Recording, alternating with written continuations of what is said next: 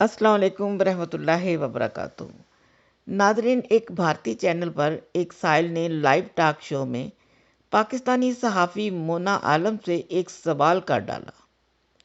صحافی نے ان سے سوال کیا کہ پچھلے 50 سالوں میں اپنے مسلمان ہونے پر فخر کرنے کی کوئی 3 وجوہات بتائیں۔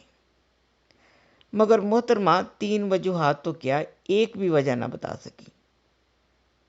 اگر فرض کیا حضرت صلی اللہ علیہ وسلم کی شان بیان کر دیتی تو مزید شرمندگی کا سامنا کرنا پڑنا تھا، کیونکہ اگلا سوال یہ ہونا تھا، پاکستان میں حضرت صلی اللہ علیہ وسلم کی تعلیم کے مطابق ایسا کیا ہو رہا ہے جس پر فخر کیا جا سکے؟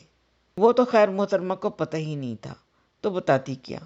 انہوں نے وہی بتایا جو پچھلے 50 سال سے اس قوم کو پڑھایا جا رہا ہے۔ جب جواب نہ ملا تو کہتی ہیں، میں پکی مسلمان ہوں، میرا تعلق خدا نہ خواستہ قادیانی یا کسی اور مذہب سے نہیں ہے۔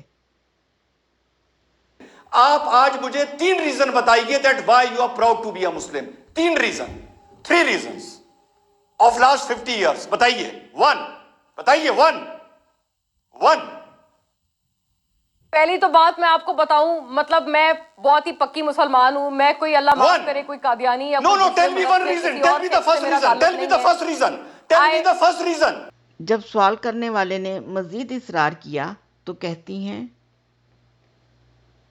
That is why I am proud to be a Muslim. I don't have prophets after Muhammad sallallahu alaihi wasallam to follow. ناظرین، ایک ہی سوال بار بار پوچھنے پر جب جواب نہ بن پایا تو الٹا ان کو الزام دیتے ہوئے کہتی ہیں، آپ کو اپنے سوال پہ شرم آنی چاہیے۔ You should be ashamed of your question. Last 50 years میں بھی آپ نے جتنی اپنے ناپاک ارادے رکھے، آپ نے اسلاموفوبیا پھیلایا، یعنی قتل کے فتوے تو اب مسجدوں، گلیوں، بازاروں سے نکل کر آپ کی اسمبلیوں میں لگنا شروع ہو جائیں۔